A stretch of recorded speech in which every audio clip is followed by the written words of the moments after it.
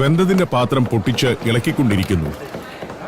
ഇതിനകത്ത് കിടന്ന് വെന്ത് ഇറച്ചിയൊക്കെ നല്ല സോഫ്റ്റായി.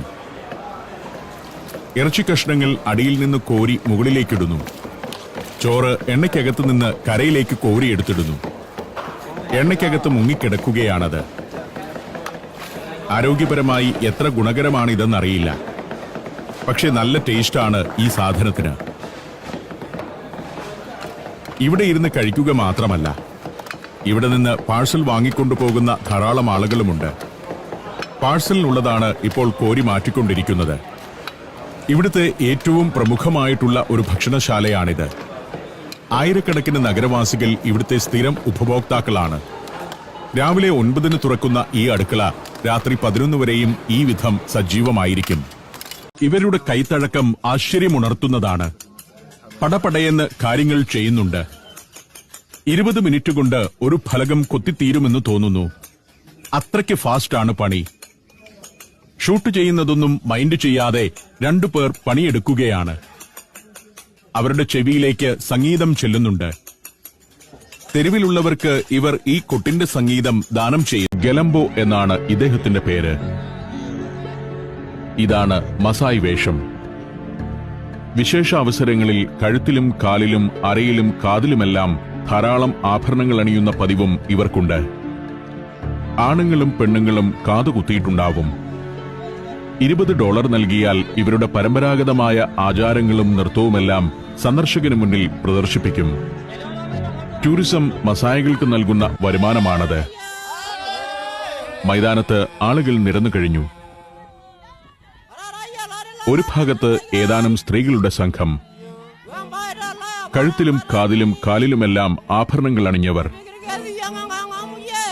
പുരുഷന്മാർക്ക് പക്ഷേ അത്രയും ആഭരണങ്ങളില്ല. രമേശും ഹരീഷും വലിയ കൂട്ടുകാരാണെന്ന് തോന്നുന്നു. ഒന്നിച്ച് തോളിൽ കൈയിട്ടേ നടക്കൂ. എപ്പോഴും ഒരുമിച്ചാണോ നടപ്പെന്ന് ചോദിച്ചത് ഇവർക്ക് വലിയ തമാശയായി. നമ്മുടെ നാട്ടിലൊന്നും ഈ പ്രായത്തിലുള്ള ആളുകൾ ഇങ്ങനെ തോളിൽ കൈയിട്ട് നടക്കുന്നത് കാണില്ലല്ലോ. ഇദ്ദേഹത്തിന്റെ പേര് പാം വാം ഹോ എന്നാണ്.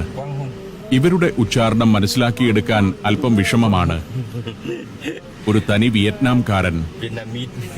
പാങ് വാങ് ഹോ എന്ന് ഞാൻ തെറ്റില്ലാതെ പറഞ്ഞത് ആൾക്ക് വലിയ ഇഷ്ടമായി. സാധാരണയായി എല്ലാവരും ആ പേര് തെറ്റിച്ചാണത്രേ പറയുക. രസകരമായ ഒരു കാഴ്ച തന്നെയാണ് ഇവരുടെ ഭക്ഷണം കഴിക്കൽ. ചോറും മീൻ വറുത്തതും മറ്റുമുണ്ട് വിഭവങ്ങളായി. പച്ചക്കറിയും മീനും ഇറച്ചിയുമെല്ലാമുണ്ട്. എല്ലാ ദിവസത്തെയും പതിവായിരിക്കാം കൂടിയിരുന്നുള്ള ഈ ഭക്ഷണം കഴിക്കൽ. അപ്പുറം കുറച്ച് ചെറുപ്പക്കാർ തണ്ണീർമത്തനൊക്കെ തിന്ന് അങ്ങനെ ഇരിക്കുകയായിരുന്നു. അവർ തിന്നുകൊണ്ടിരുന്നതിന്റെ ഒരു കഷ്ണം കൊണ്ടുവന്ന് ഞങ്ങൾക്കും തന്നു. വളരെ ഫ്രണ്ട്ലിയാണ് ഈ നാട്ടുകാർ. തണ്ണിമത്തൻ തിന്ന് കുറച്ചുപേർ ഇരിപ്പുണ്ട്. ഈ വരുന്ന ആളുകളെല്ലാം ഓരോ തലയണയായിട്ടാണ് പോകുന്നത്.